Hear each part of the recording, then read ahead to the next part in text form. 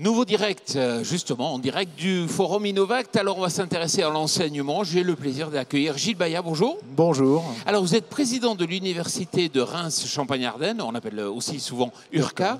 J'ai une première question. Comment aujourd'hui cultive-t-on l'innovation au sein de votre université? Bon, la réponse est simple, par la recherche. C'est la recherche qui est le facteur clé de l'innovation, qui irrigue à la fois les formations, mais ça irrigue aussi toutes les relations que nous avons avec les entreprises. C'est la recherche. Bon. Quelles sont justement les structures de recherche au sein de votre université? Elles sont très nombreuses, je ne vais pas toutes les citer. 31 unités de recherche, regroupées en fait dans 5 grands pôles, agro-ressources, matériaux.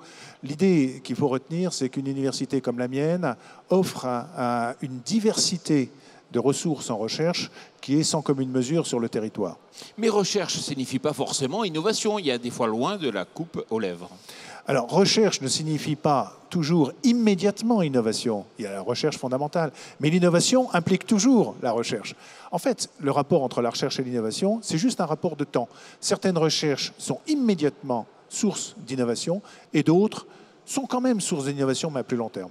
Si je suis enseignant, chercheur par exemple, dans votre université, est-ce que j'ai des facilités, des possibilités de créer une entreprise? Tout à fait. Alors nous avons d'abord un pôle qui favorise l'entrepreneuriat étudiant, des lieux où les étudiants entrepreneurs sont accompagnés et cette politique de l'entrepreneuriat va être amplifiée à partir de maintenant puisqu'il y a des formations à l'entrepreneuriat.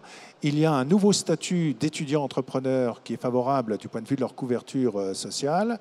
Et nous avons aussi une expérience depuis 2007 maintenant d'entrepreneuriat étudiant.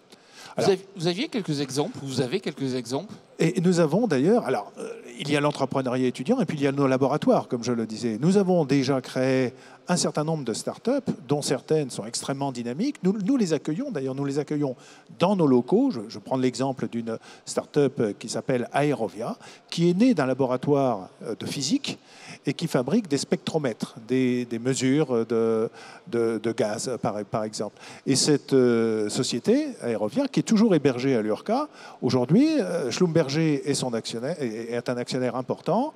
Elle avait 2 employés il y a 2 ans, 6 l'année dernière, 10 en 2014. Nous sommes vraiment dans une logique de start-up issue de l'université. Alors, ce qui est intéressant, c'est que vous rentrez juste de Chine, vous avez pris l'avion, et merci d'être là ce matin pour cette émission.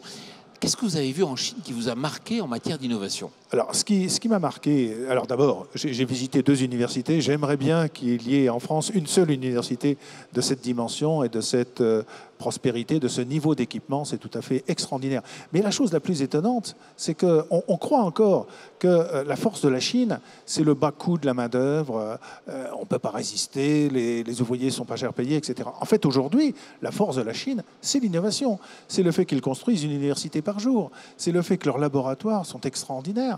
Et je pense que c'est ça qu'il faut regarder aujourd'hui en Chine, un pays continent d'1,3 milliard, qui considère que la recherche et la formation sont des investissements pour l'avenir. Ils sont en train de préparer 2030, alors que bien souvent dans nos pays, dans la vieille Europe, comme on dit, ces investissements sont considérés comme des dépenses qu'il faut supporter. Alors, c'est ça peut-être la différence essentielle. La Chine croit en son avenir et finance, j'allais dire sans compter, l'innovation. Toute dernière question, on dit souvent que le prochain Mozart sera chinois. Est-ce que vous pensez qu'aujourd'hui on intègre la capacité d'innovation de la Chine à sa juste valeur et notamment cette capacité d'innovation va certainement accélérer le développement de nos sociétés innovantes? Je ne sais pas si le prochain Mozart sera chinois, mais je suis presque sûr que le prochain Apple sera chinois. Et ce qu'il faut bien comprendre aujourd'hui, c'est que les Chinois sont beaucoup plus ouverts sur le monde qu'on ne l'imagine. Et les investisseurs de demain, en France, en Champagne-Ardenne, seront de plus en plus des Chinois. Ils sont en train de construire un campus à côté de Châteauroux, un campus chinois à Châteauroux. Peut-être que c'est des questions qu'il faut que l'on se pose aussi sur notre territoire. Gilles Bayat, merci beaucoup. Voilà, on se retrouve dans quelques minutes pour un nouveau direct.